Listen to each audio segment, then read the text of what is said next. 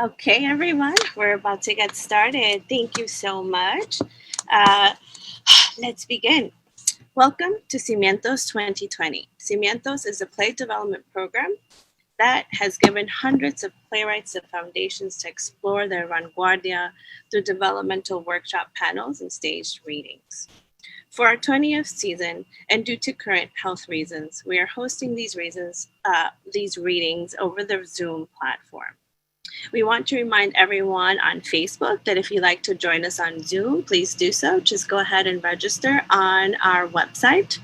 And for those who are already here on Zoom, we thank you again for both places.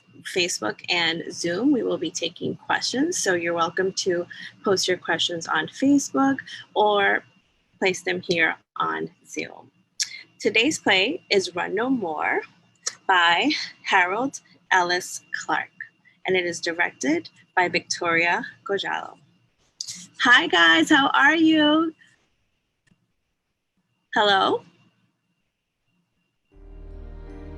Oh, okay, I guess they're there. Well, with further ado, please welcome to Cimientos.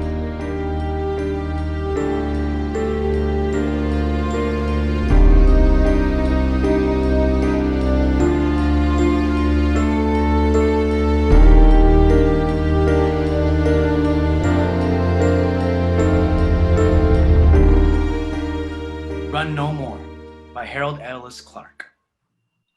Characters. Tuyen, Vietnamese woman. She could be the sole surviving member of her family. 21. Lance, Black American. Private First Class U.S. Army, volunteer with the Long Range Reconnaissance Platoon, 4th Infantry Division, 2nd Brigade. 20. Setting. An abandoned thatch and corrugated roof farmhouse located midway between Saigon and Tay Ninh, Vietnam. It features wooden floors, a front door, a closet, and a small opening in the back wall that leads to an offstage body of water such as a ditch. Time. Late April 1968. Nearly 2 weeks after the assassination of Dr. Martin Luther King Jr. and 3 months after the start of the Tet Offensive. Military helicopter sound effects. Lights up to a dim. It's the crack of dawn, semi-dark. Military helicopter sound effect fades. A rooster crows. Tuyen enters hurriedly, shuts the door. She searches the house for an additional hiding place. She stops, focuses on the straw mat in the middle of the floor, hoping that it leads to a hidden tunnel. She lifts it. Nothing's there but the floor. She places it back. Then she looks ahead to what appears to be a closet. She focuses on it, turns, goes back to the front door. She opens it, peeks out. Quickly, she retreats toward what she hopes is the closet. She opens the door, goes inside, closes the door. Lance enters hurriedly, scans the house. It's unknown if he's seeking refuge for himself or searching for Tuyen. Damn! And he focuses on the straw mat. Lance pauses to gather himself, then kicks the straw mat aside. Nothing. Oh, hell. Ain't this a bitch? Suddenly, unbeknownst to him, the closet door bursts open. Tuyen, armed with a machete, rushes out of the closet, charges at Lance. Shit! Tuyen swings at him, misses. Again, she runs towards him, tries to slice him, but Lance trips her. The machete flies out of her hand, lands far away. She falls to the floor. Lance aims his M16 at her. I got to know. Stare right down the barrel of this damn rifle. That's where it's at. Listen, my lord, come. I don't care if you speak English or not. You better understand what the hell I'm saying if you want to live. Hear me? Come. Now your ass is really scared, huh? Xin lỗi. Sorry? Should have thought about that before you try to slice my arm off. Right. I'd have chopped you with this rifle like you was going to do me with that machete. Now. The sound effects of a soldier walking towards the house. He motions the rifle for her to rise. She complies. He places a finger across his lips, signaling her to move silently. They hustle towards the closet. She attempts to enter first. He stops her, places a hand over her mouth, backs into the closet with her positioned in front of him. She closes the door. The front door opens. A lone light scans the inside of the house, then stops. Sound effects of the soldier walking away from the house. The door remains open. Dawn rises to its full glory, lights up fully. The closet door opens. Still holding a hand over Tien's mouth, Lance slowly guides her out. Be cool and don't say one damn thing.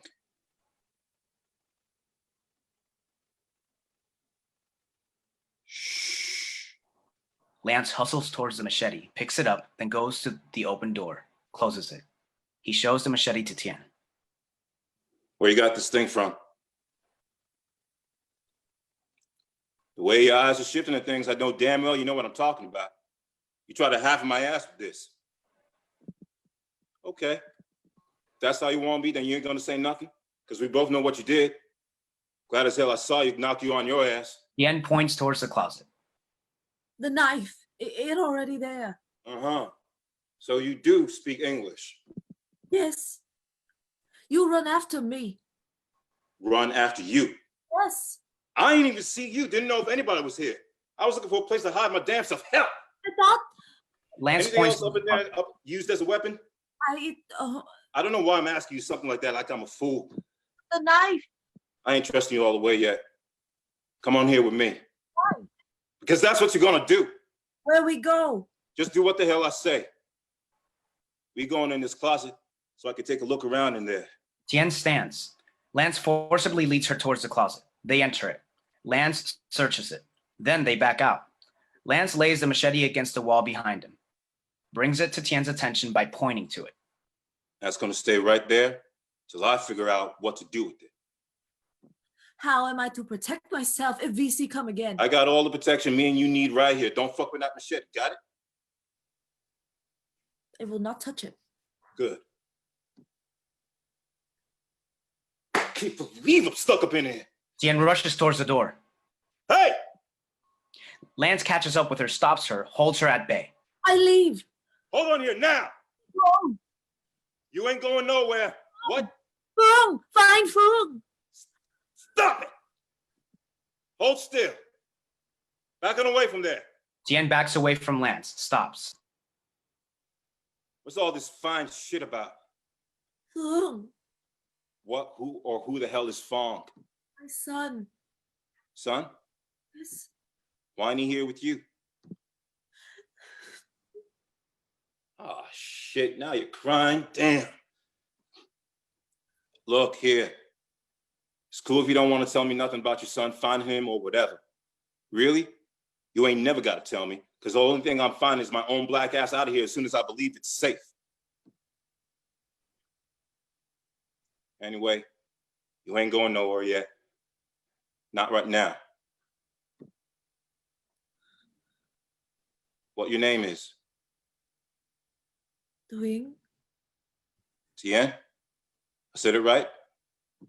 Right? Yeah, I mean the correct way? Yes.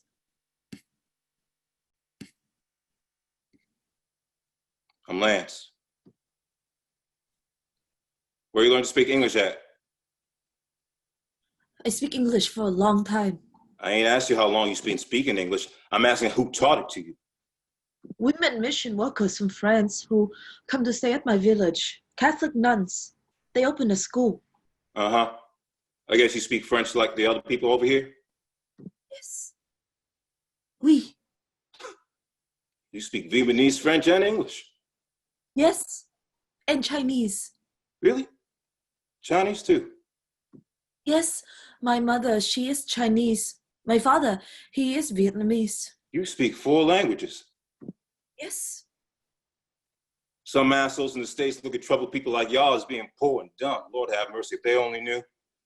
Ain't even talked to you long, and it sounds like you speak English better than me and anybody I know. The world's doggone twisted. You did not kill me. Almost did. I'm surprised you did not. How you know what I was or wasn't gonna do?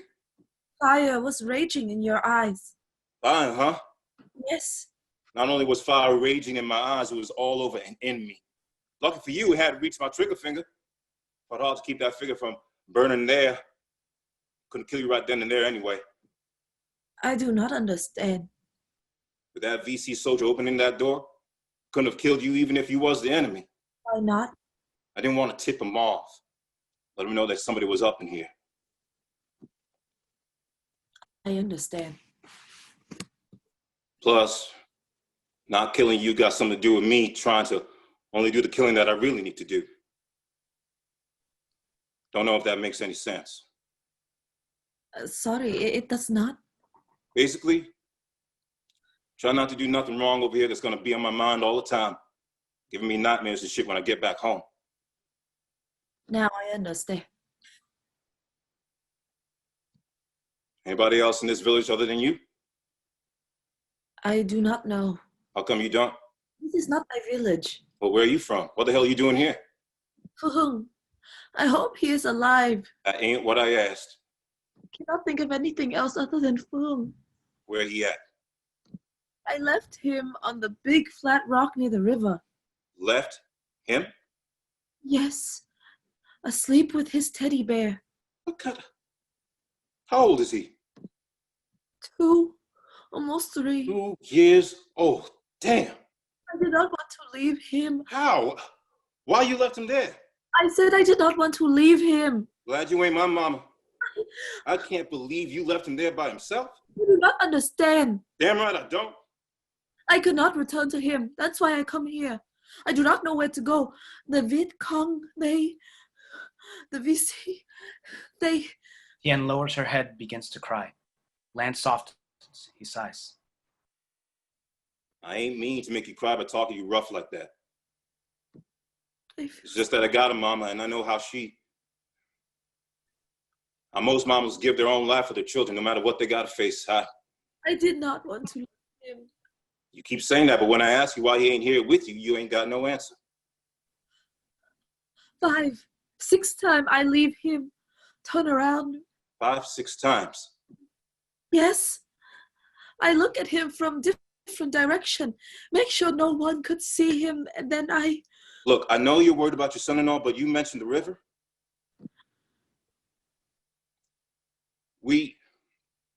I passed the river and didn't see. Others are with you? They were with me. What? Yeah. Not no more, though. Just like you thought you left your son you last saw him, I thought I left the man who was with me in a certain area. Hell if I know where they at. Like I said, as soon as I think it's safe, getting out of here, when I find those sons of bitches who are with me, I'm gonna... Then why? I ain't saying. Anyhow, I don't care how hard you want to look for your son. You ain't going nowhere until I say so, understand? Yes. You ain't getting me killed. Your comrades? They leave you here? That ain't important. I only ask because... Now, I was trying to be nice, but telling you that I wasn't saying nothing about them. But here you go and keep on asking, ticking me off. So I'm going to put it this way. Where my comrades at ain't none of your business. Got it? Yes. I was trying to tell you that we passed by the river. Ain't seen no boy on a rock. He was not out in the open. Big leaves on tree branches cover him. I wasn't trying to say you do something stupid and trying not to hide him. I did not believe that anyone would see him. That is why I left him there. What was going on that made you not to go back for him? Viet Cong. That's why I'm here too. Recon. VC. Recall? Reconnaissance. Recon. Recon. Yeah. That's what I do. Well, me and the other man who I was with do. Scout VC and NVA positions. Military helicopter sound effects. Sound effects fades. I understand. Viet Cong, huh? I thought the only ones I saw were the 5 VC we were tracking.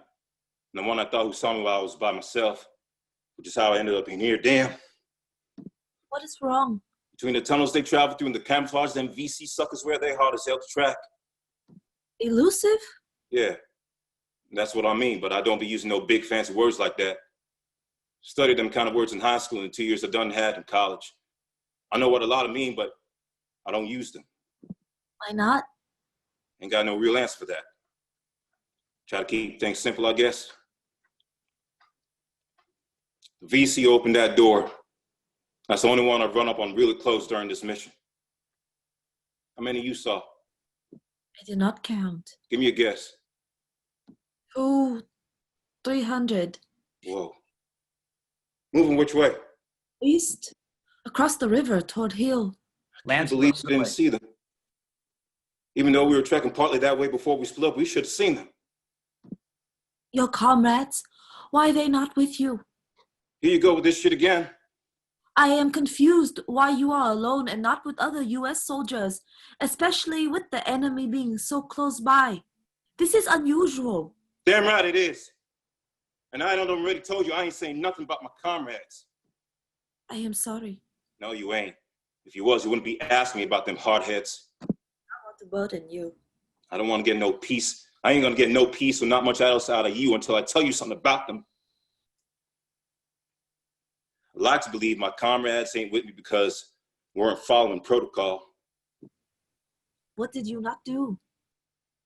There's a certain way to go about doing recon work, but a lot of times we change tactics given the situation. I see. And breaking protocol this time, looks like it done cost us. Cost me big time. He looks about the house. Why? How you break protocol? It has to do with us wanting to stay alive, not getting captured. You are alone. Safe. I don't know how safe I am, but yeah, I am all by myself. Well, you here. Tien looks away from him. Lance stares at her for a few beats. We saw them VC, 5 of them. We split up so we can get a good look at them from different positions, trying to figure out their next move and determine what kind of equipment the other VC troops could be bringing later on based on how the recon team don't clear certain things along the trail. Watching, think about all that, I guess we got distracted. So you are lost. I ain't said that. Your comrades did not leave you? Sure as hell hope they didn't. Where you come from? South. We were tracking back there from... I ain't supposed to be telling you this. Why not? It's classified. I want to know. I'm slipping in all kinds of ways. Yeah. Telling you things I ain't supposed to be saying. A few beats as Lance paces. He stops. I done fought enough VC to know that most of them are just as scared as us. And ain't never fought in no war before, but sometimes with them, I swear it's like fighting against a spirit. In many ways you are. All battles, internal and external, possess many mystical unknowns. Yeah. There's a whole bunch of shit I don't know as to why I'm stuck up in here. In my learning, I understand that physical aggression, disruption, makes the spirits come even more alive, make good and evil spirits engage in battle. Sometimes the good spirits win, sometimes the bad spirits win, but the earth, its spirit, it always win because it always be here. Yeah. I don't see a lot of good and bad happen, and old Mother Earth is still right here. Man can do whatever he wants to the earth, beat it, bomb it, blast it, burn it. We'll never be able to tame it, truly call it our own. The earth's always going to protect itself. It always shows you who really is boss. Damn VC. I wonder if they saw us while we were tracking them. They had to. I hate that the VC fight us. Even though they do, all of Vietnam is really their home too. Can't believe you say something like that. Why? Now I can't believe you asking me why. Woman, you crazy. I know my thought is not what you would call, how do you say, conventional. Sure in the hell it ain't. That is my belief, my thought. Conventional. I done told you I don't be using them fancy words. Ain't no doubt it's your belief by the serious way you said it. Vietnam is really their home too. Please, do not make fun of me. Oh no, that's funny as hell. Don't let Ho Chi Minh hear that come out of your mouth. We'll have you fighting for the North Vietnamese army. I do not find that funny. We'll see how much of this home the enemy's gonna share with y'all if they run all over the South. Where are you gonna live if they drive your houses out of there? Y'all ain't gonna have nowhere to go. You ought to just realize they all gotta fight to win. Stamp the enemy out. Viewing the war in this way is the only manner in which I can try to understand it. Understand? Yes, I must try to understand because the war is so confusing and painful. War ain't nothing nobody can make sense of when it starts, while it's going on, and even after it's finished. But we must. Only if you want to drive yourself crazy. You want to do that? No, not any more than I am already. And don't ever let me hear you say that kind of shit again about the enemy. I was only saying. We fighting real hard for the people of South Vietnam. And we thank you. A lot of people who ain't got nothing to do with this here conflict are dying. You say that fighting the enemy is like fighting a spirit. When one fights for home, he indeed fights with weapons, but it is his spirit that fights even harder. So yes, I can see how sometimes fighting the VC or the NVA makes you feel like you're fighting a spirit. And I'm fighting to get my black ass home alive and in one piece, which is why you're going to do everything I tell you to do. So believe me, the NVA and the Viet Cong, they're fighting against the spirit too. And if President Johnson wasn't so scared pulling us back from combat, we could probably annihilate them VC and the NVA. Then you and the other South Vietnamese can have this whole country for yourselves. Isn't that what y'all want? Tien looks away from Lance. Annihilate? What? Again, Tien looks at Lance. You said you do not use fancy words. Yeah, what you asking? Annihilate is a fancy word, is it not? It ain't what I call super fancy. Some of those fancy words I said you used really wasn't all that fancy either. I ain't meant to say that I don't use fancy words at all. Every once in a while, I do. You ask me about what I want. Lance searches his pockets, not paying full attention to Tien. She eases toward the direction of the machete. Uh-huh. Tien runs to the machete, picks it up, brandishes it. Lance looks at her. What the hell you doing? Only thing I want is Phương. You better. And I am going to find him now. Put that damn thing down. Don't make me. I will kill you if you try to take it. Stop me. I ain't got to get up all on you to take it. I'll shoot your ass first. You will have to shoot me in the back because I leave now. Lance readies his M16. I done shot lots of VC and NVA in all kind of ways. Back, front, and on their sides. Shooting you in the back don't mean shit to me. Now put that machete down. Tien contemplates Lance's command, then runs and sprints out the door. He starts to pull the trigger, but stops, takes off. Bring your ass back here! Let me go.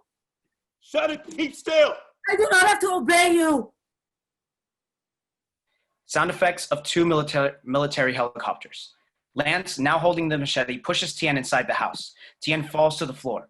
He holds the machete out in front of her. Sound effects of the helicopters dissipates. You saw them two helicopters? Know who they belong to? I do not care. The damn NVA! Not the NVA. If you wouldn't run out there any farther, they would have seen us, blasted our asses. I no longer care about dying. I do, damn it! So if you want to stay alive. I am dead already. Without Phương, I am dead. Lance searches the house for a place to dispose of the machete. He takes it to an opening in the back that leads to the outside, drops it. Sound effects of the machete plopping into a ditch. Neither one of us ain't gonna have to worry about that damn machete no more.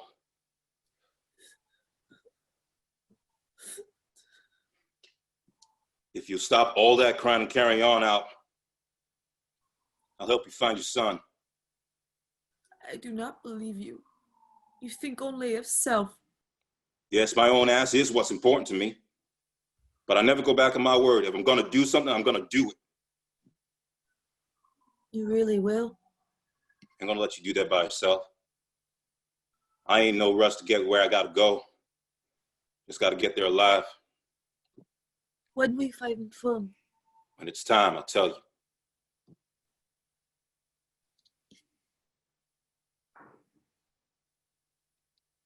Hear me out. I ain't trying to beat you down, but what were you doing while your son was sleeping on that rock? Gathering fruit. Finding herbs. You couldn't do that with him in your arms? Put him down right next to you? He was... VC is one thing to be worried about. All the wild shit they got in this jungle, and you left him alone on a rock? I didn't look for the... Anything could have taken him. Killed him like a tiger or a viper? I Can't believe he did that. You did that. He was sick. Sleeping. Oh, damn. What was wrong with him? The herbs I look for, I find them to soothe his loose bowels, stop him from sweating, trembling. Sorry. I didn't know. I was only to leave him for a brief time. That is when, from out of nowhere, I see the VC, Buku VC, walking along the river not far from the rock. So that they not see me, I run. So you were running wild. Didn't know nothing about this place? Before I come here, I hide in the jungle for a long time. But when I try to go back to Phung, I see one VC. I believe he see me, so I run in a different direction. I run in here. Next to the closet. Hide in there. Them VC suckers would have raped you if they found you. Done only God knows what to your boy. That's why I run. If they found your son, I hope they did right by him. But like I was saying about war making no sense, nothing here's done in a straight line. Ain't no telling what none of us do. Hope nothing bad happens to Fong. Pray that nothing did. Does.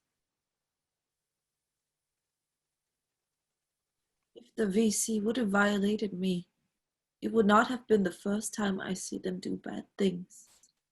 I bet. Where your village at? Buku miles away. Fu, me, only ones left. How long you been without Fong? The war makes it hard to determine time. Give me a guess. 7 hours. It's a long ass time. Damn, I hope that boy's alive. I want to feel that he is fine. Feel. Yes. Since the war, the people's senses have been heightened. How do you mean? With the war, we can feel when good is coming, when bad is coming. Bullshit. Not even most of the time. Y'all ain't nowhere close to knowing when bad stuff is about to go down. I do not understand. The village you from, the VC destroyed it, right? Yes, Then y'all could have known bad was coming. we did. Come on. But it was too late. We felt bad coming, but we did not want to move. No one wants to be forced to flee their home. We did not know where to move, where to go, and knowing what to do, knowing that it was time to move and not doing it, brought the demise of our village. This village, many others. Our lives. Speaking of feeling, because of what you done told me, I got a feeling that many more VC are coming. You know. I just know. Slowly, but they are coming. Got to hang here for a while, later get out there to try to determine what's really happening. See if we're surrounded. If we ain't, then we can go. The other men you were with, who are they? 2 brothers. They are brothers. Black men, but they ain't brothers. I do not understand. It ain't no big thing, not important. Why? Darius and Kenneth. That's their names. How do you say that again? Darius. Darius. Kenneth. Kenneth. Darius. What happened to them? You don't let up, do you? Let up? How many times I gotta tell you that I don't want to talk about them? Why not? You heard me.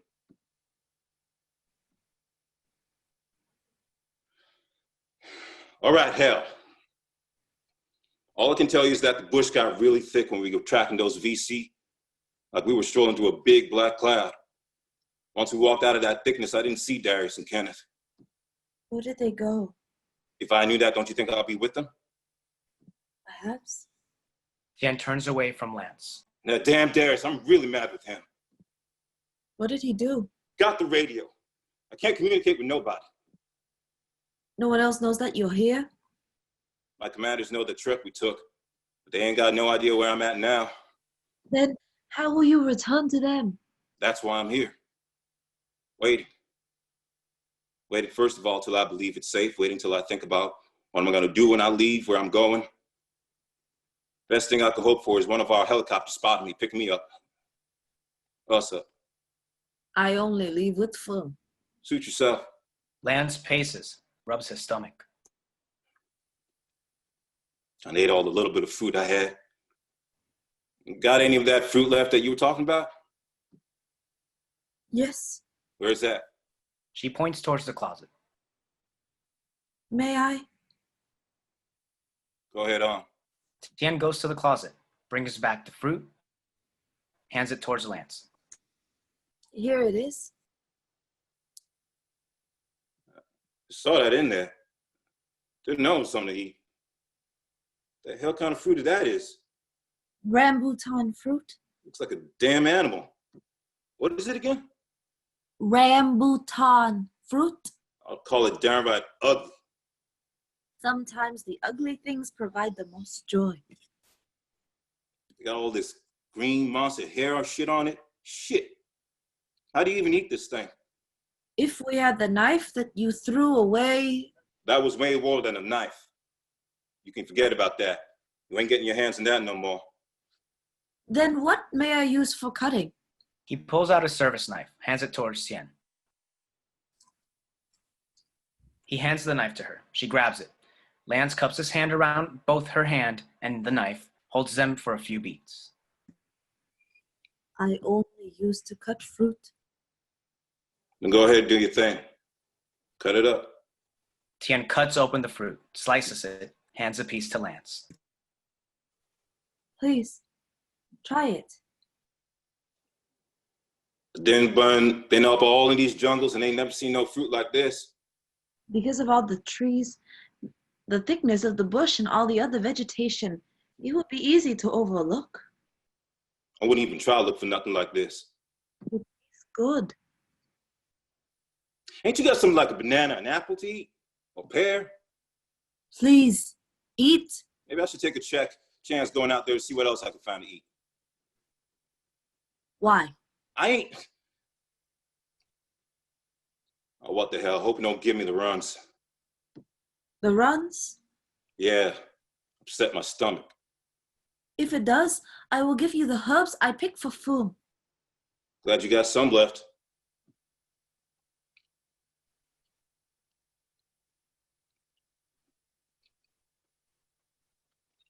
You like it?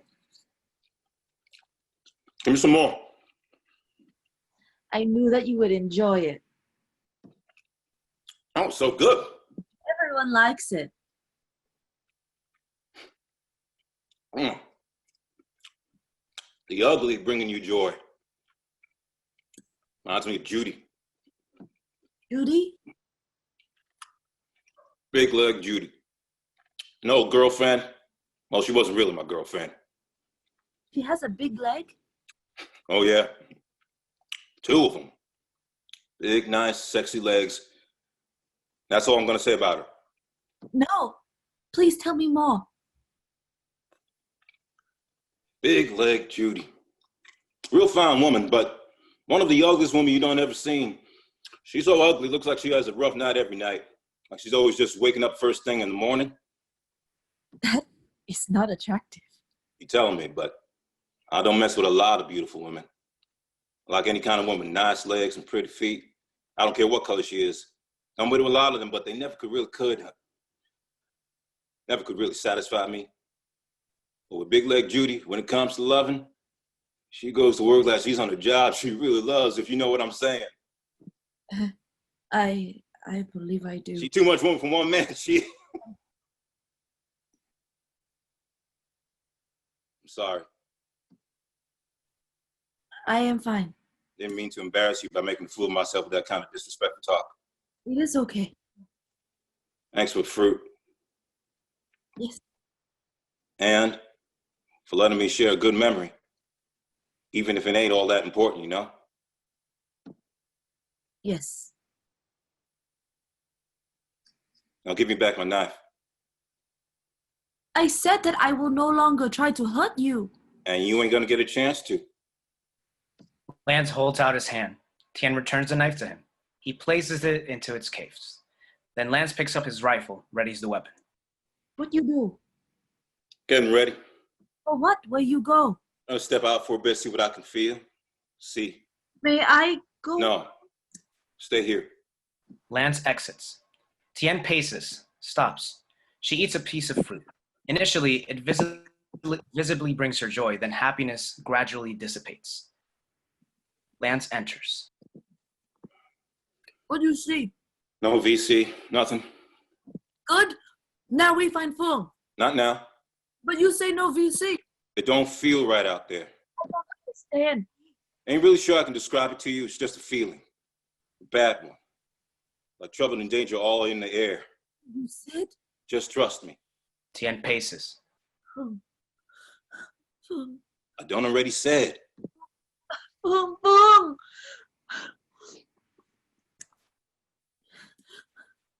Not this shit again. She rushes to the door, attempts to run out. Lance stops her. We're gonna find him. Now we find him now. Not now. Lance releases Tuyen. She walks away, falls to the floor, curls up. Unsure of what to do next, Lance paces for a few beats, then stops. Fung. What's the best thing about your son that makes you happy? Brings you peace. I do not want to think about that. I cannot. Damn it, you got to. This shit is hard for me too. You frighten me. I ain't gonna do you nothing. Do not hurt me. If I was gonna do something bad, I would have done it already. Understand? I am still afraid of you. I am trying to help you. Help us. How you help me by yelling at me. I can see how you think that don't make no sense, but look, I don't know your boy, don't know if you'll ever get to see him, but if you don't dig into your mind and heart right now and pull up something good about him to think about, then all you're gonna have is heartache. All that worrying you're doing ain't gonna do either of us any good. That's what I'm trying to get you to understand. And I ain't letting you pass that bad feeling on to me. Now. Fung is a giver. A giver? Like what? Children his age, most times they think only of self. But Fung, he always gives. You ain't telling me nothing. What he do? Every time I feed him, even though he's hungry, he smiles and tries to give me the food first. Gifts given to him, even if another child is in his presence. Instead of taking the gift for himself, he gives it to the other child.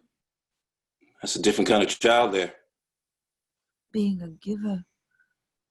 That is what I think of when I think of Fung. Good. Every time you start getting sad, thinking about him, make sure you think of him as a giver. It's gonna do a lot of keeping your mind right, hear me? Yes. We gotta be patient. That's the only way we're gonna get through this, okay? I will try. Damn. You do not look peaceful. I'm all right. You do not appear that way. Dad, I'm all right. Makes you happy. How do they bring you peace? Happiness and peace, there are things I ain't really had in a long time. Like me with Fung. For you, there must be someone. Can't really think of nobody now. Maybe Big Leg Judy. Nah. She brought me peace, but not the kind that lasts.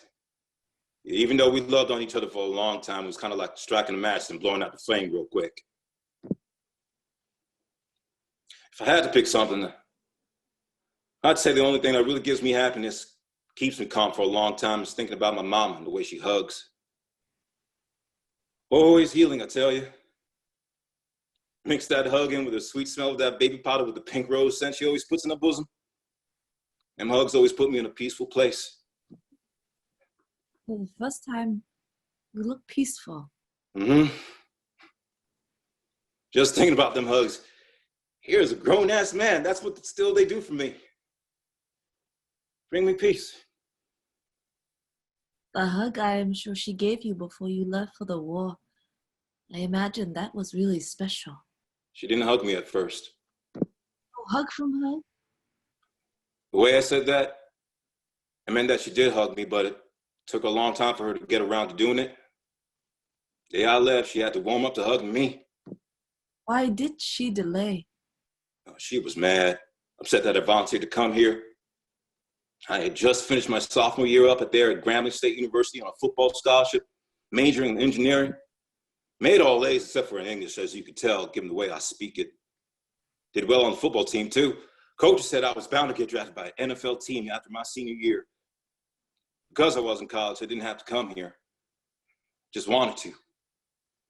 Every time I tried putting the thought of enlisting out of my mind, it would come roaring back, and finally I gave in to it. Went down to the Army recruiting station downtown New Orleans and signed up. Pissed my mama off. She said, why in the hell you want to go and fight for a government that don't give a care about black people, anybody who got any kind of color in them? I say, maybe me and the other men, black men going out there, be the start for that beginning to change. It ain't always going to be like that. She laughed, tells me how foolish my decision is affecting her life, her hopes for my future. The day I was leaving, she told me to get out of my house. Pick up my suitcase, open the front door, then she said, put that bag down. Set it down, turn around. She walks up to me, puts her arms around me real tight. All my fear and sadness leave real quick like a rush of cold wind. Then I sink into her. And as that quick as that cold leaves me, a wave of warmth takes over my whole body, gives me more confidence that I'm doing the right thing by volunteering. That last hug, the peace my mama gave me, even though we were at odds, that's what comforts me, brings me peace. Black men like you, Darius, Kenneth, why do you fight this war? What the hell kind of question is that? I only ask because of what your mother say about the U.S. government. We're soldiers, damn it, finds what we do. No, that What you know about the U.S. government?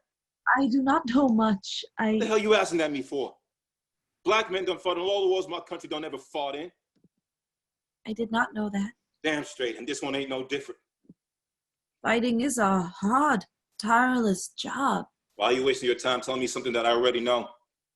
The only thing I know about the U.S. government is that the men of the U.S. ruling circle, they cause this trouble, start this war. They give you, the black... U.S. ruling circles? Yes, they... Who you is asked me something like that? I? Yeah? I do not know what you asked. That shit you said a little while ago about Vietnam being all Vietnamese, even though the VC and the AVA trying to kill everybody in the South. Yes, I say that, but I don't... Now you say this stuff about black men and why we fight this war, the U.S. ruling circles. That is what I asked. You VC or NVA, ain't you? No, I am no VC. You set me up to get captured, tortured, interrogated, and found and killed, huh? No, I... Quit lying! Lance aims his M16 at her.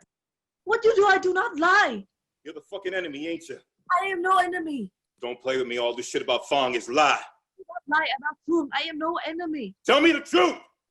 Truthful, Tuyen cries uncontrollably. He stops aiming the M16 at her, gathers Damn himself. One moment you are peaceful. Another moment you are angry. I don't tell no way you're ready that you do nothing about the war straight makes any sense. Hearing you ask about black soldiers, why we fight, that set me off, got me mad. All I do is ask why. U.S. ruling circles.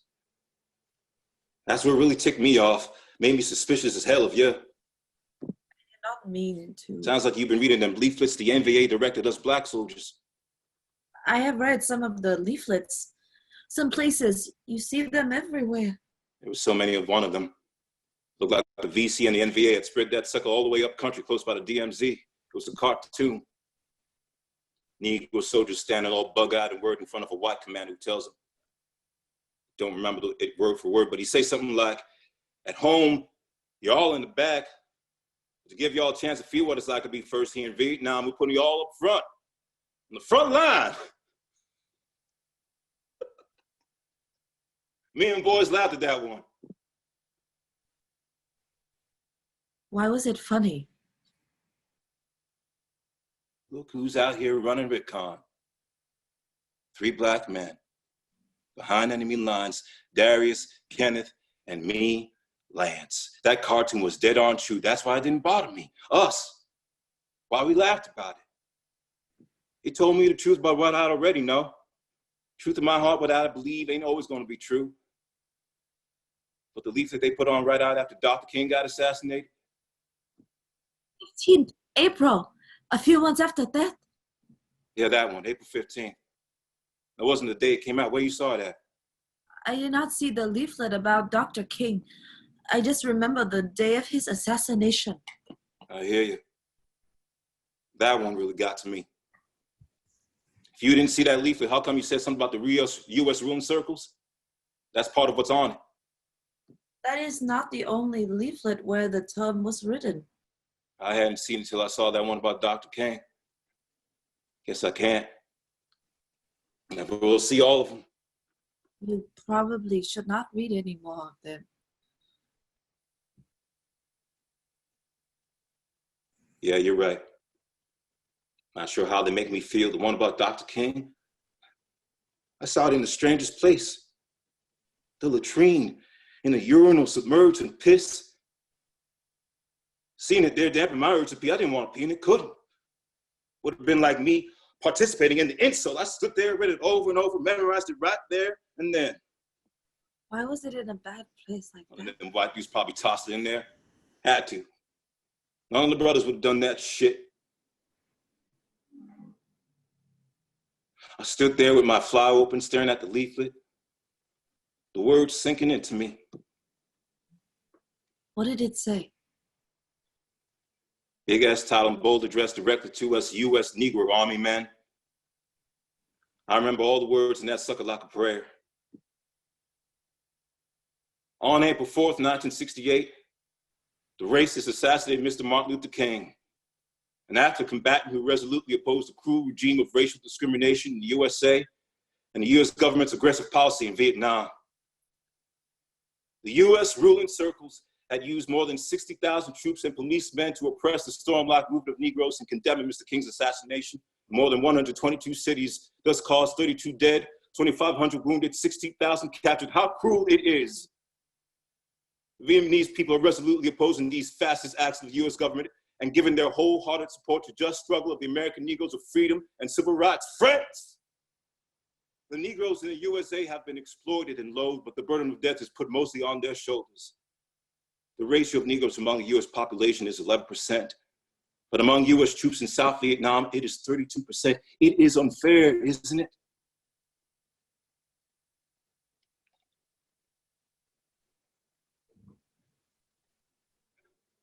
I understand why that leaflet angers you. The people who put it out knew the answer to that question. Damn! Why the hell they had to ask it? That burned me up. Maybe you want to quit the army. Leaving Vietnam to stop fighting would not have been a bad thing. Doing that wouldn't have been easy. Would have been pretty messy, real tough. Even when you want peace, most times you got to pay a high cost for it. That leaflet about Dr. King's assassination got me thinking long and hard about doing destructive things. Like what? I don't really want to say. Please. What do you want to do? String together 10 to 12 live grenades, set a booby trap in my superior's barracks, stand there, watch it all happen, see the explosion, fire a little blaze in that bitch, hear my superiors scream, smell that flesh burning, smile as I trace Amber's crispy black chips of their skin zigzagging up to the sky.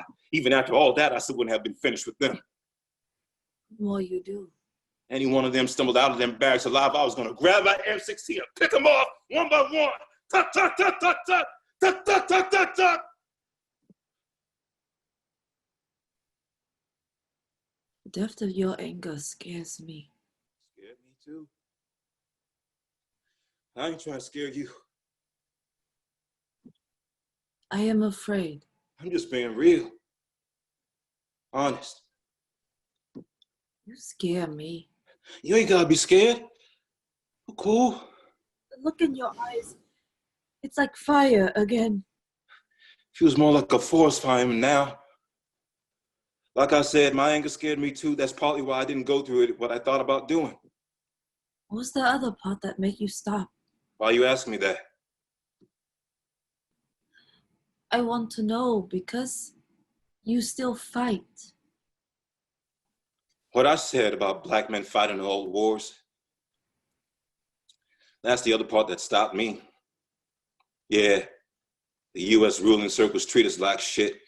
Ain't too much they do for us out here in Vietnamese, even close to being right.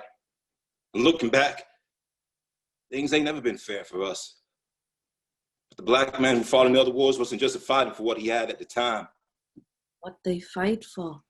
They was fighting to make tomorrow better. Bit by bit, things done got better for the black man. So, as cold and disrespectful as this may sound, adding to more of the confusion, what's going on, us fighting this world really ain't got nothing to do with you and the people of South Vietnam. The black man, we're fighting for us, our people, doing our part like the black men who fought way long before us. We're fighting to make tomorrow better. The people of Vietnam, you fight for us too. You don't really believe that? I do. That is what you said earlier. Okay, yeah, you're right. But we don't fight for y'all in the way that you think. No, you fight for us. You protect us. You save us. Like you, the black man, in many ways we fight the same battle for tomorrow. Sure enough. Men aren't the only one who fight. Women too. Especially in Vietnam. Women are some of the toughest soldiers. Bad motherfuckers come charging at you with AK-47s, firing away with even a smidgen of fright. Before I arrived in Vietnam, even though I knew I was going to end up fighting against women from time to time, I'd be lying if I told you that I hoped I wouldn't have to. Damn near drove me crazy the first time I killed a Vietnamese woman who was trying to kill me. Chopped her ass up with my rifle right in front of a little boy who couldn't have been no more than 6.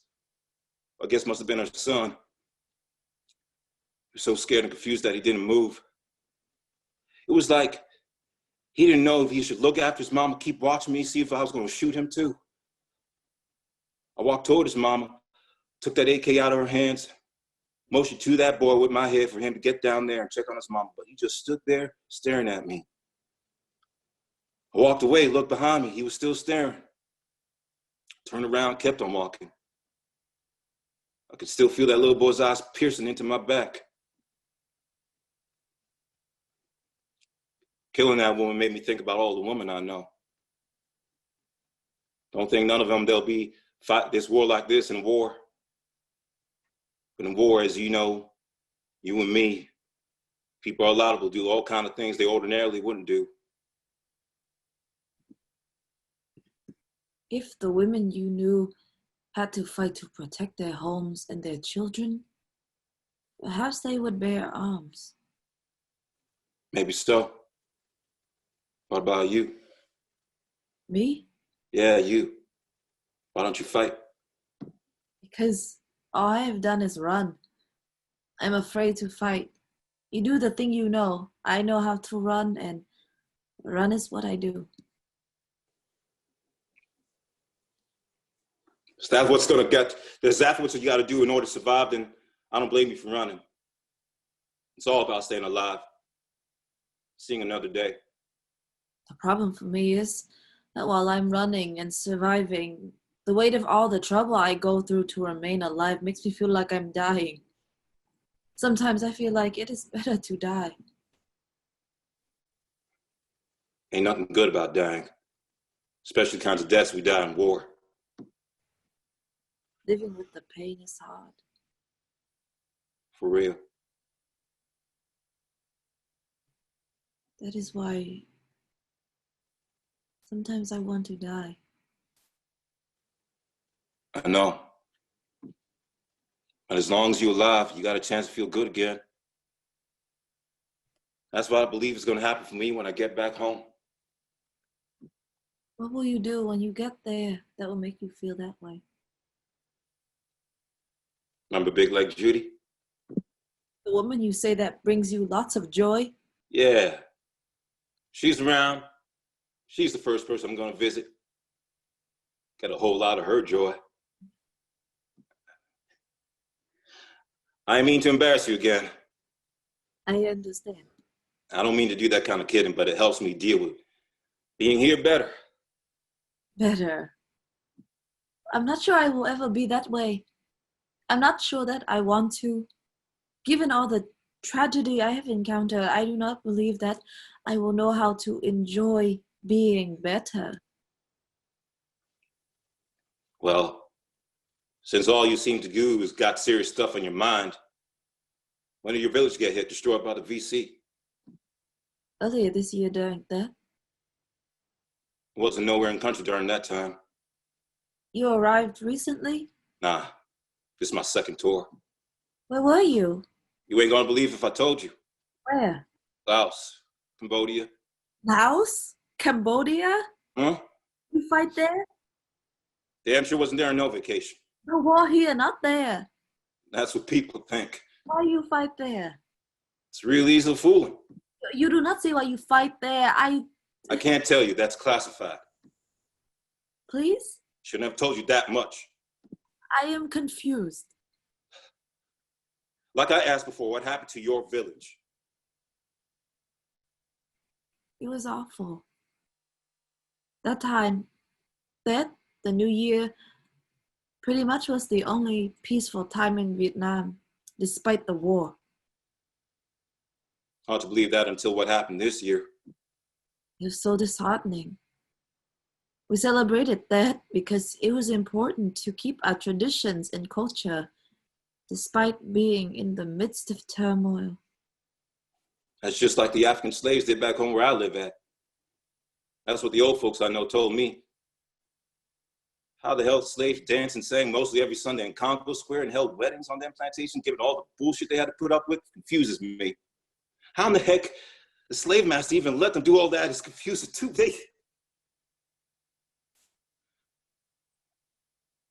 I'm sorry, go ahead on. For many of us, since the war, that was the only time we smiled, laughed, enjoyed ourselves. Some in my village who sensed that the trouble was coming decided to flee and asked us to depart with them.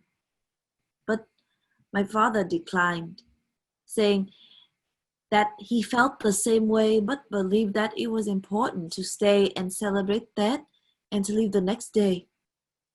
So we stayed. And that's how the VC caught most of South Vietnam with their draws down. What you say? Caught them by surprise. Yes. A bloody surprise. What happened? The dragon dance is taking place. Fireworks popping. Suddenly, louder sounds rise above the firework. The sound of gunfire. Grenades explode. Blood from the people dressed as the dragons splatter out of the customs. The VC overrun the village, cutting, slashing, shooting the people. Gave y'all no chance to fight? We tried to fight, but the VC overwhelmed us. Beaucoup people die. Those who did not die, like me, we ran. How you made it out of there? With Quang, my husband, Thuong's father. Before he run to me, I see him fight, kill 2 VC with a knife. Then he disappears. If he was gone, how we got to you? All I remember about that dizzy, smoky world is Quang grabbing Phuong and me, taking us to the jungle. We run, then walk for beaucoup miles without stopping. What about your family? Mommy, daddy? I believe that they are dead. But they could be alive.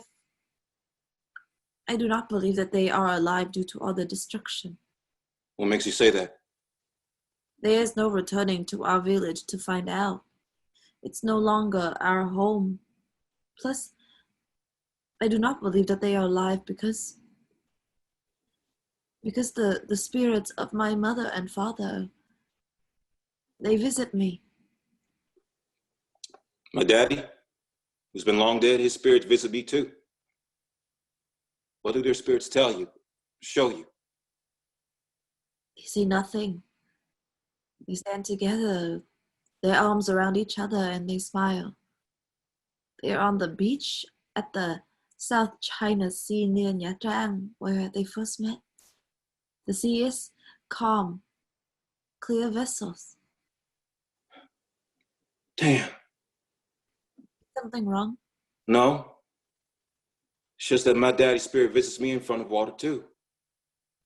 He stands on the banks of the Mississippi River, at the bottom of the levee in the part of New Orleans they call Algiers. Behind him, spirits of African slaves, men, women, and children who were brought and sold there, dance across the water, dance with joy, but it's really not water they're dancing over. It's blood and bones. And as they dance, they break free of the ankle, waist, and arm and neck shackles that used to hold them. The spirits of all the black people who were lynched break free from the ropes and trees that used to hang them. Black prisoners, spirits of innocent ones who were put to death, break free from their cells and dance across the gates and bars that used to keep them locked up. They dance happy up towards the heavens overlooking Africa.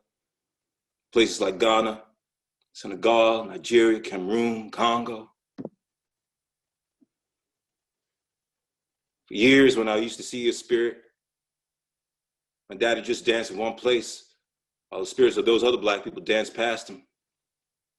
But ever since I've been in Vietnam, my daddy's spirit don't dance. He stands there, his arms wide open like he's welcoming me to join him. Join him real soon. Be free.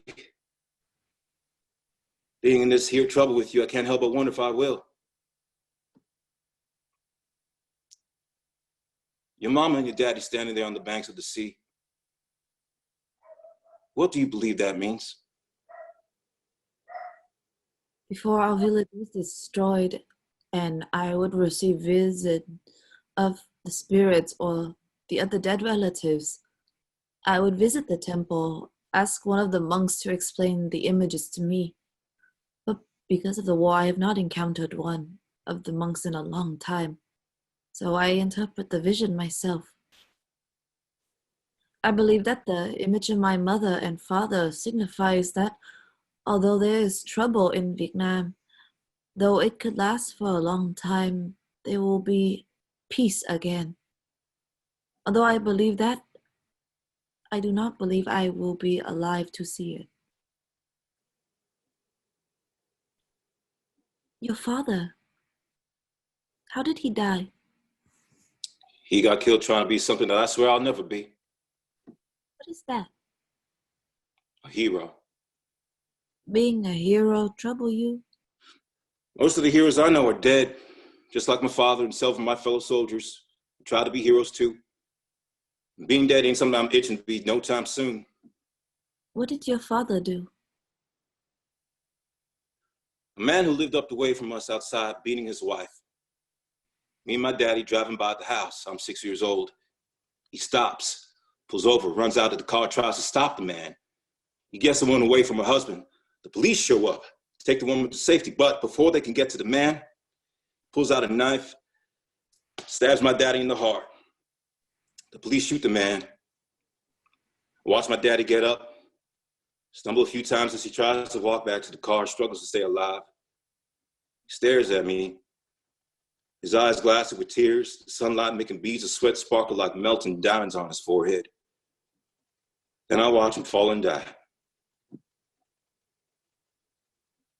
That is so tragic. I am sorry. Till I came to Vietnam, my daddy was the only hero I knew. And I don't want to be like him, dead. A dead hero, especially not behind somebody else's trouble. You and, what's your husband's name again? Quang. Quan. Where y'all ended up after y'all got run out of your village. Meaning, where did we go? Yeah. We leave the jungle, travel up a hill, and enter a tribal camp of the Montagnard. Y'all must have been near out there playing May. Yes. How did you know? The Green Berets worked with the Montagnards for a long time over there.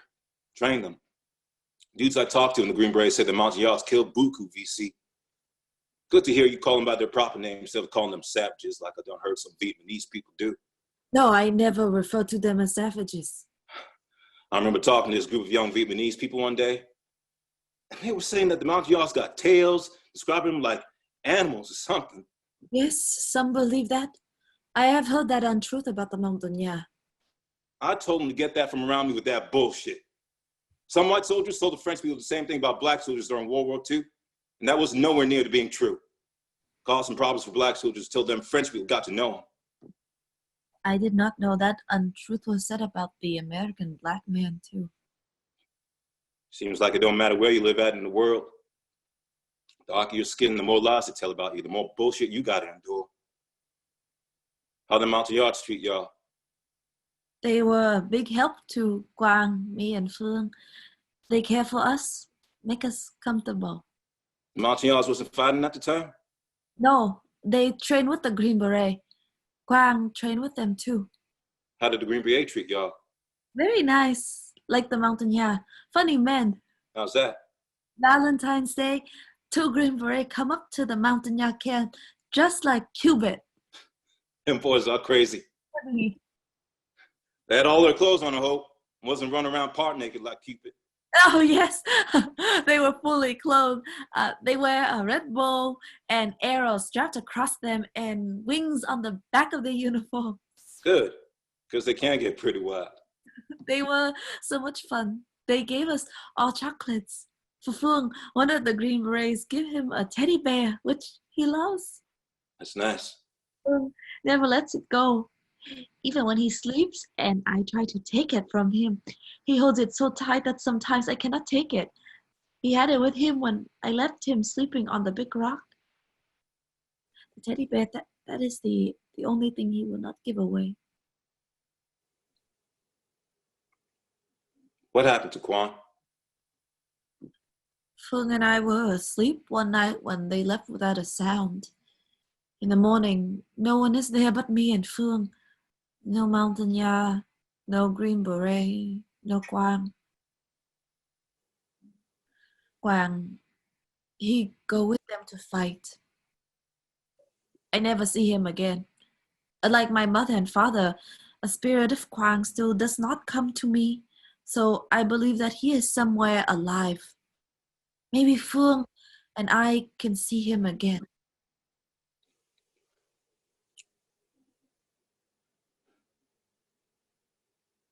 I'm going to step out for a few. Shall I accompany you? I don't want to have to keep you going back and forth with you about this. All I ask is you know what? I'm tired. Get on out of here. You let me go? Yeah, go ahead on. I leave now. But I'm warning you that if you try coming back here and I'm here, I hope I don't have to shoot you. You will kill me? Yeah. Why? Don't know who's going to be telling you. Now, if you want to go out there, you go and there ain't no coming back. Or like I done told you already, when the time is right, I'll go with you to find Fong.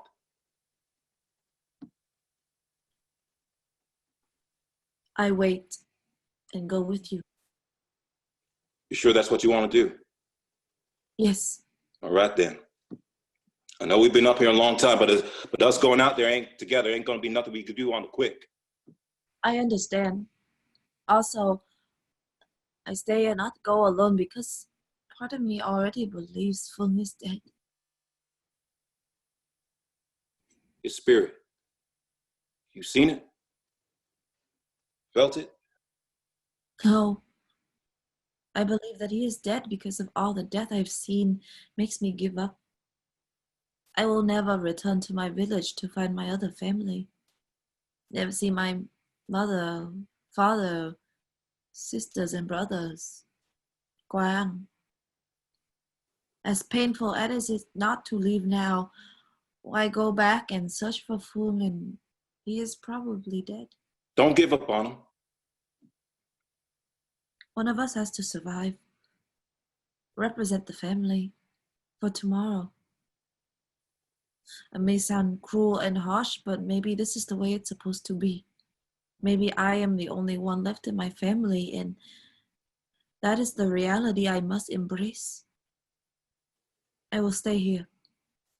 For now. Lance studies Tien briefly, then exits. Dazed, Tien paces for several beats. Lance returns, closes the door. Got me all confused. What? There's definitely some kind of movement of what I think is a VC recon team out there. You see any VC? No, that would have been the first thing I told you. Then maybe now we look for Phuong. Not yet. Earlier you said you saw the VC crossing the river, heading east toward the hill, right? Yes. I'm confused because not only do I see tracks leading east, but I see some heading south and west too. Does that mean we're surrounded by the VC? Could be. Hope not. Sound effects of a military helicopter.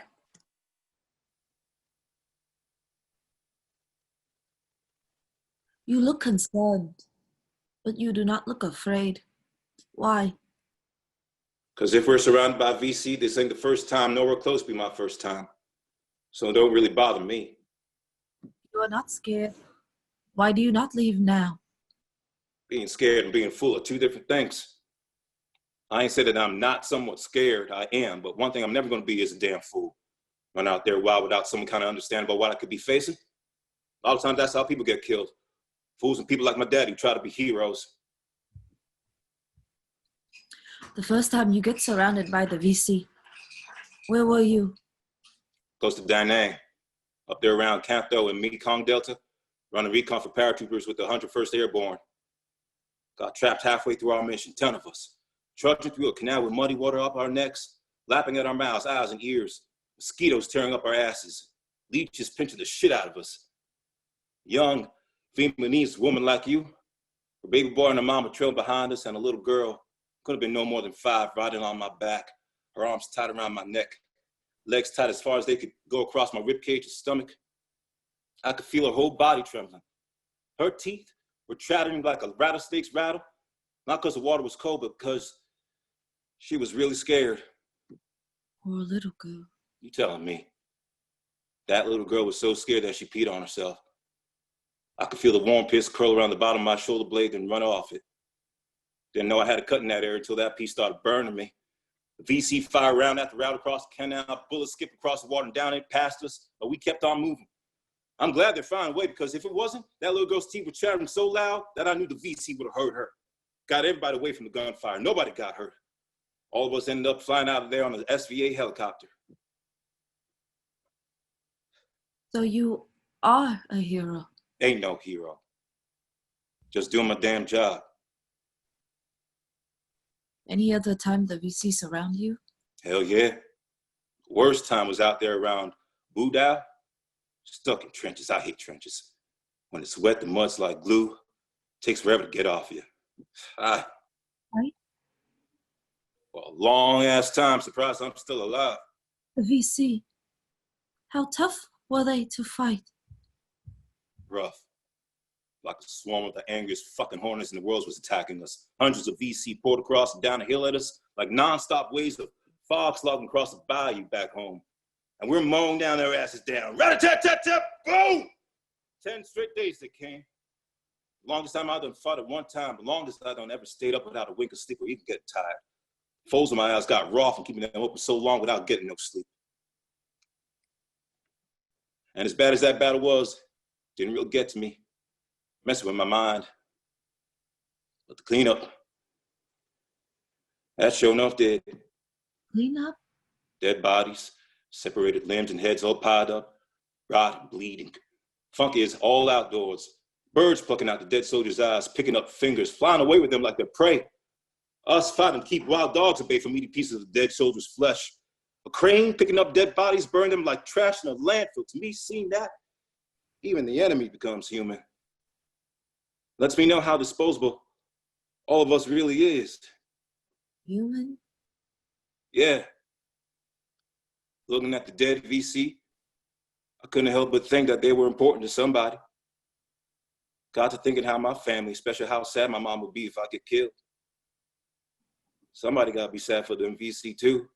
But I don't let the feeling stay with me long, because there's a hell of a lot more fighting to do. So I always fight first. That's what I know. So what I do, I fight. Think about the sad shit later.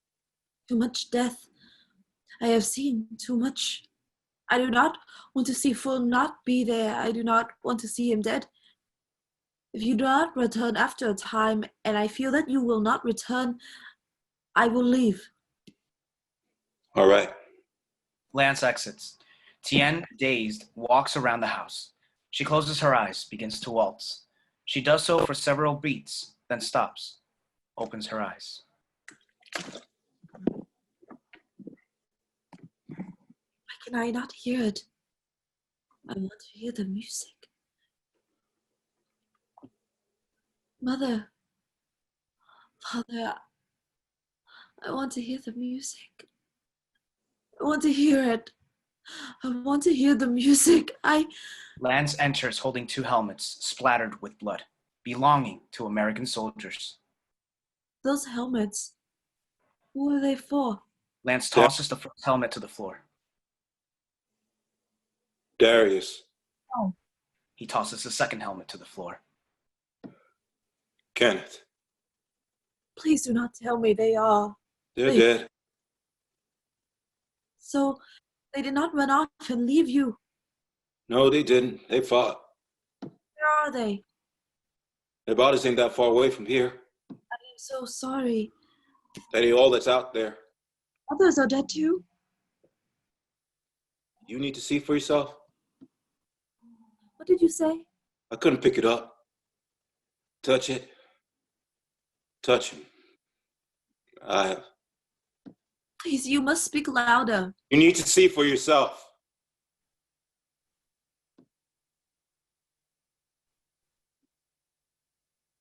She sprints out of the door. Lance buries his head in his hands. Tuyen? No. Tuyen! Lance grimaces, paces about the room. Tuyen, dazed, enters holding a damaged, bloody teddy bear. Darius,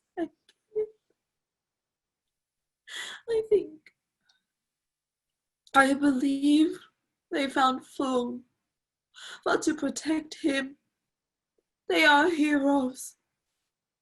We ain't really got no way of knowing if that's what they did. Even though sometimes the person the hero tries to save dies, and the hero dies himself, does not diminish the fact, does it not?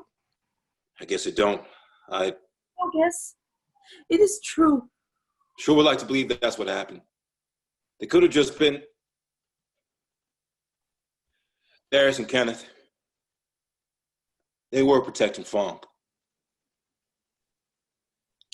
Yes. That is what happened. That is what I will die believing. I ain't got no chance but to get up on out of here.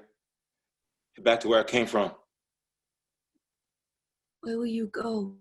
That's classified. But I can't take you with me. I would like that. Before we go, we must pray for Phuong, Darius, and Kenneth. I don't want to pray about a damn thing. I can't pray. Ain't never done me no good over here. Death and destruction. That's all that's happening. Just can't pray that shit away, so I ain't praying. We must pray. I said no. We must. We must.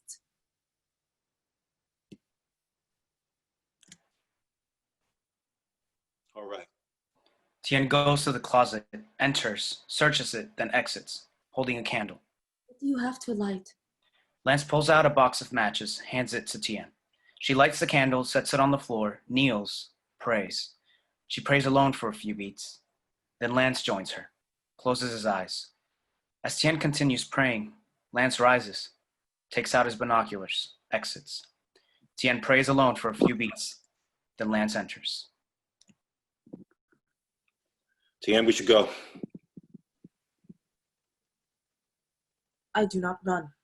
Tuyen blows out the candle, rises. VC gonna be all over this place in a few. Then it is time for you to go. They're coming from the north. Wait, what you said? No more running. Come on, let's hit it.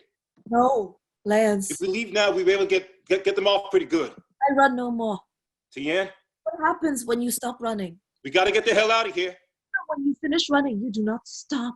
She stands. Let's go, Tuyen. Come on now. The feet stop, but when you do not face the thing you fear, the mind runs too, runs infinitely. Tuyen, I am ready to face the thing that scares me, makes me run. Death, I will fight it. I will fight it. I will win. I am no longer afraid.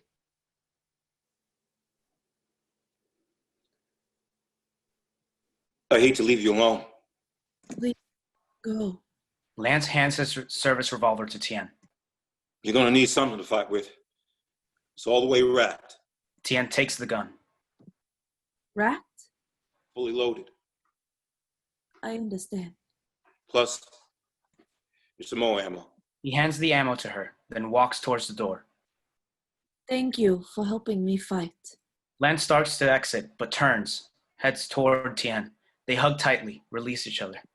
They stare deeply into each other's eyes, tears welling, then they hug deeply, meaningfully. Lance exits, closes the door. Sound effect of military vehicles plays faintly. Tien stands in the middle of the floor, her weapon readied. A few beats. The door opens slowly. Lance enters. Why you come back? I'm tired of running too. My spirit, it wants to dance, be free. I'm not gonna come back. Please, My leave. spirit don't want to dance alone. Then as we do before, we dance together. Tien hugs Lance, kisses his cheek. If by chance we survive this, and I end up saving your life, or if I die trying to, please don't call me a hero. I will not. Good. Forever, I will call you friend. The sound effect of military vehicles crescendos until it nearly grows deafening. Tien and Lance are poised for battle. The door bursts open. Blackout. Sound effect of Lance firing the M16 and Tien firing the service revolver. Then the sound effect of an explosion. Then of the house collapsing onto Lance and Tien. End of play.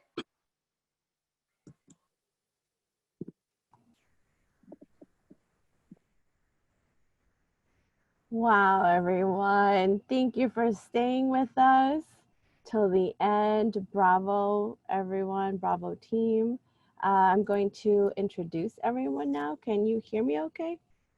Yes? Okay. That was Run No More. And let me present to you, and you can turn your cameras on if you feel comfortable, for whatever reason, if you don't want to, but we would like for you to. The playwright, which is Mr. Harold Ellis Clark. Is he there? Okay, step that, he'll be right back. Our director extraordinaire, Miss Victoria Collado. Nice to see you. And our amazing creative team of actors. We have with us Sean Phillips, and that's the actor playing Lance. If you like, you can change your name back to Sean. Totally up to you. We have the amazing Carolina Doe, and she was Tien. Hi. And our fabulous stage director by Mr. Ernesto Gonzalez. You can also change your name. Yeah, let's begin. I don't know, would you guys like to start off with your initial reactions of working with this text? And, you know, I mean, and we'll get to like how it ties into what's going on in our current climate. But just maybe your initial reactions or experience, maybe from director to actor, right? Yes, go ahead. Sure. Just from a directorial standpoint, I think that we haven't seen this story. I think that there's plenty of movies and plenty of plays about the Vietnam War, but we're never having these two characters really talking to each other. And so I think that that's already enticing. And I think that the play itself poses so many artistic challenges on its own, which is like, you know, the Who's Afraid of Virginia Woolf syndrome of like, you can't leave, like you're in here and you're surrounded. And so how do these two humans help each other and develop a relationship, but also, you know, try to go through everything that they're going through trying to stay sane. And so I think that's one of the great merits of this play, and it made me excited to work on it. Oh, wonderful. Anyone else would like to chime in? I love this play. I love how the message it sends. It speaks volumes about today's political climate. Just looking past the skin color, the exterior, and finding the common ground, commonalities between human beings to survive, which is what we need to do nowadays. And it's a great message. So thank you for the playwright and the director for giving us great direction and feedback and helping it sing true, I hope. I hope we sang it true today. Thank you so much, Sean.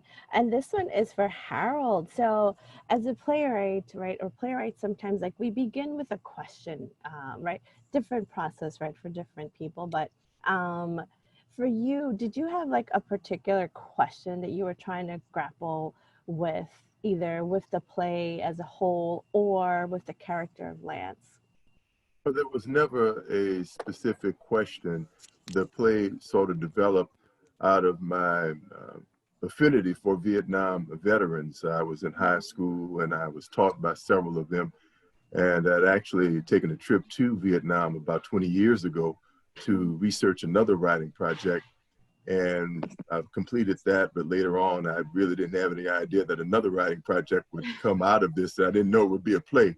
And so again, no real question or anything like that, but just out of my keen interest in the Vietnam War, and also getting to know several people in the very large Vietnamese American community that we have here in New Orleans, I imagine sort of served as inspirations for the play. Wow, thank you. And actually, I will pause my questions because we're getting questions out. Yes, please, everyone who viewed and stayed with us, please feel free to post any questions. This one is coming from Jerry. Harold, what has been Vietnamese response to this play in New Orleans? Well, the play has not been seen yet. Okay. When I completed the play, I'd actually shared it with some female Vietnamese American friends of mine. And I just asked them to read it, and I just wanted to find out, in terms of authenticity, how authentic it was based on their experiences. All of them actually fled Vietnam in 1975. And so I told them that, hey, if this play doesn't ring true in any way or fashion, then it won't see the light of day. I'll just put it in the trash and I'll start working on something else. But there were a lot of things in the play that truly resonated with them, and that really inspired me to continue working on it and continue editing and continuing to showcase it or actually get it out to different writing competitions, etc. Oh yes, and hopefully, right, like be out there live on the stage when things are back to normal. Always the hope, yeah. Right, yes, keep the hope alive. And here we have just a comment. Huzzah, Sean and Carolina. That is from John McEnny. So I guess it's a shout out. Here's another question. Harold, when do you begin writing this play? I guess, or when did you begin writing this play? We actually wrote the play in 2017, and I actually completed the first draft of this play in 1 month. When I write every day until I get my first drafts down. But this is the quickest play that I'd ever written. And I really want to applaud the director and the actors, because they really, really encapsulated everything that I was trying to do in terms of just the speed of the play and how condensed it was, just with the action and the dialogue. So that is very representative in the technique that I used in completing this particular play as well. Wow, that's impressive, right? All the writers, myself included, are like, really, a month? Harold, amazing. The first draft now, that was just, no editing. And that was from Mr. Paul Define. So thank you, Paul. Here we have another one. You're on fire, Harold. Harold, are you working on any new plays or novels? If so, what will be the subject matter? Ooh. Always working on something. Right now, my family doesn't believe it, but I'm actually working on a comedy. I've been writing a lot of pretty intense dramas for years, and so I just got an idea about a comedic play, and I'm about 40 pages into that. So that's what I'm working on right now. And my mother's really happy because so far it doesn't have any cuss words in it. So yeah. So. I know. We have a question from Facebook. Via Thomas Block is asking, Harold, I'm wondering why you chose to end with their death instead of leaving it open-ended. Tom Block. Well, you know, just in the Vietnam veterans that I spoke with, I mean, they talked passionately and real about war being hell. I don't know who coined that phrase or whatever, but you know, war is hell, war is death, war is trouble. And so I just wanted to demonstrate that. Koyani? Yes. That's okay. We'll get back to that. I know we actually I can't even ask my own questions, so that's okay. You have many more questions here, and some comments. Outstanding play. This is from Cynthia LeBlanc. Well done, and the actors did a great job. Proud of you. Happy birthday. Whose birthday is it? It is my birthday. How about that? Oh my goodness! Happy birthday! Yes, thank you. Oh, I hope this was a good birthday present, right? Excellent present. Okay, yes. Thank you, Cynthia, for mentioning that. Okay, here we have another one from Katrina Lewis. And please, if I butcher your names, I'm so sorry. Sean and Carolina, how did you prep for your performances? That's always it's such an interesting experience, this new world of readings over Zoom, because I feel like, you know, in the previous world, we would be in a space together, have the time to have the questions, delve into it, the dramaturgy of the thing. For me, I have a very close relationship to this play because I am Vietnamese, and my father was a South Vietnamese soldier and my mother was a freedom fighter. And, you know, a lot of growing up with them, I heard their war stories and their times in the re-education camps, and we spent a lot of time at the dinner table having questions about political and moral conversations about the war. And for a lot of people, and something that I loved about this play was that it wasn't just black or white of communists versus the South Vietnamese or the Americans versus the Vietnamese. It was really two people who were conflicted about their own roles in the war. And I think that's something that a lot of people, especially within the Vietnamese community, haven't really had the chance to express or to sit and think with, because a lot of us, you know, left after 1975 and fled, and then had to start over in America and just really push all of that background. And only recently with my generation have we started really delving into that history, the trauma of what we carry and the conflict between one another, because now we're having conversations with people from Vietnam, and there's so many different sides of the war that we realize holy shit, you know, it really is something that was created by the US ruling circles, and Vietnam was a pawn, and millions of people died and millions of people lost, you know, their lost their futures because of these things. In a roundabout way, that's how I prepared for the role. I just try to put the words into my heart. I agree with a lot of the viewpoints of Lance. You know, as a black man in America now, it's crazy time. So I just used my viewpoints, the struggles that we're going through, and try to put my best vessel in there and just be true. Really listen to the great actress, Carolina. Just listen and respond, and always be truthful. That was it. Harold just wrote a great script, and if you really follow the words, it will just sing true to you. So that's my take on it. It wasn't hard. Thank you guys so much. We have more questions. Okay.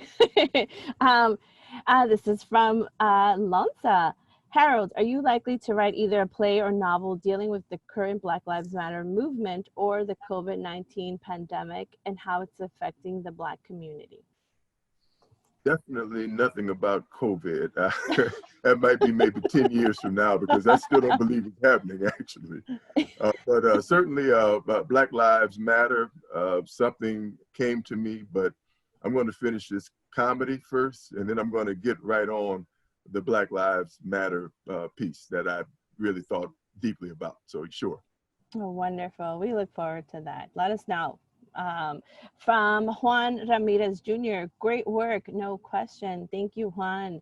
From Elizabeth Inram, thank you all for sharing such powerful work tonight. Wonderful. And wow, such a smooth Zoom reading. You really drew me in. Oh, thank you. Elizabeth, I appreciate you so much. Katrina, great job all. Thank you. Cynthia, happy birthday. Harold, thanks so much for inviting me to attend. This was my first Zoom. It was a wonderful experience. Had 3 uncles in Vietnam War. So this was dear to my heart. Great job, everyone. Is always looking forward for more to come. Oh, thank you, Cynthia Casson. Here's one from Monique Pierre. You mentioned your visit to Vietnam. How much research goes into your stage plays? A lot of research. I mean, you know, you've got to start with the truth. And so I remember when I went to Vietnam for that initial writing project, I didn't really want to go because I thought I could, you know, really do everything I needed to do with Google, et cetera. But it really wasn't working. And so I said, hey, I've got to go, and went there for about 3 weeks. And I mean, it made all the world of difference. You know, I mean, it's just amazing when you actually are in a place, you know, just really just brings the truth about the things that you're seeking. And so, but no, I'm a research hound. I'm always researching something every day. Doesn't necessarily have to be you know, about playwriting, but I'm just a research hound. I just love it. Oh, thank you. Here's another one from Nancy Clark. The belief in spirits and seeing ancestors in dreams is a common similarity with Black people and Asian people. Is there, it's a way in which we connect with each other. I liked when the 2 characters spoke of this. Thank you, Nancy. Yeah, actually, that was a really interesting point in the play. And there are many, but the parallels between this, right? And we see a lot of, right, like what, you know, the slaves were going through, or Black Americans were going through during their times, and then what the Vietnam people were going through. Would you like to speak to that? Was that also part, I mean, I guess you had to research that a lot, right? Like to see if it resonates, if it's like authentic to both experiences. What did you guys think about that? Or Harold first, like how did that come to mind? How did you know, like, I want to include this in the play? Well, there's always, I think, the common thread in every piece that I've written 11 full-length plays, and everything is sort of immersed in spirit. I can't write unless I tap into the spirit, unless I tap into things that are outside of me. Those are the things that really drive me and just inspire me to keep rolling. I never have anything like writer's block or anything like that, because once I start a play, I am in the spirit. I am in the character. I am Tuyen. I am Lance. You know, that's how I like to do it. Yeah. I would like to say, can I share some of that spirit, please? Send some over this way. That is beautiful. And we have one here. Thanks for giving us a great story from a young Black man's perspective. We like the way you allowed Lance's intellect and humanity to unfold. Happy birthday from Mo and Casey. Oh, happy birthday. And yeah, let's get Victoria back in, and then Andre, if you have any questions on Facebook, just let me know. Victoria, so going through this, now this one is more like let's bring it now to our current temperature. Right, so considering what's going on in our world now, right, with justice and fighting, how did you take that, or was it an influence in your directing instructions, moves, vision? Yeah, I think it's very hard to not let the current world affect how you approach anything that you're doing. You must literally be living under a rock if that's happening. And I think that a lot of things have been in my brain, in my mind, of like what it means to direct art, like BIPOC stories, right? Like, what does that actually mean? And things that have irritated me as a Cuban woman is when somebody, like when I used to be an actor, people would be like, can you spice it up? Or can you fit the story into the format of the person I want you to be, or the play to serve the membership people? Does that, I don't know if that makes sense, but like the people who pay the membership, that make sure that play fits them, not honor its story. I feel like I've always had that kind of thing in my conscience, but I think that this being kind of like the first big dive into a piece since all of this has happened, I think it was really important to just understand where each person, as long that they were organic and true to who these characters were. It definitely helps that the person writing the story knows the story very well and is not doing it for anything other than it's a story that Harold is dying to tell. And so, and the direction, it was really, when you have solid actors, it's very easy. The job just becomes pick up the pace, soften it. And I think that one of the things that we were trying to explore, and again, we have to keep in mind that in a reading, the time crunch is this big, and then you actually want to do the show. Like, this is the one thing that I always get frustrated with readings. It's like, okay, but can I put it up, because there's all these things I want to solve right now and I can't. But something that I think both Sean and Carolina did really well is we started playing like, okay, what is the idea of these characters? What are, like, people expect Tuyen to be vulnerable, and they expect Lance to be like strong and a robot. And so where are these moments where we can try to find where they are actually each other's mirrors, or where guilt and like all these very human emotions that I personally find are not given to BIPOC characters. They're just not given to them. They're supposed to fit a certain thing. And so that's why, to me, the fact that this play even exists right now is amazing, and it gives all of us a chance to really dive into these characters as human beings. That's it. That's what we are, human beings. Yeah. Like, that's something that was really great, is that, because the Vietnam War so much is about superficial, or how do you fetishize, exoticize these characters. And I have yet to see a play that allows like a Vietnamese woman to speak her thoughts, and not in reference to a white man or like a white savior. And as a Vietnamese woman, I'm like, I'm tired. Like, white men didn't save me. No one, and it's to have like a conversation, especially in this current time where, especially in the Vietnamese community, there is some anti-Blackness mentalities, and it's realizing that like we've always been allies. We need to stand up for one another no matter what. It's not transactional, because the fight has always been fought for and by Black people. And so, we just need to join this bandwagon now. Wake the fuck up. Wake up. Wait, I'm not that fast with censors. No, I'm kidding. It's okay. Beautifully stated, Carolina. Okay, we have two more. This is from Peggy Baxter. Thank you, Harold, the cast and all supports. Great work. How much time did the two characters work rehearse this play? I want to say that it was like a total of 6 hours. Yeah, that's in the ballpark. Yeah.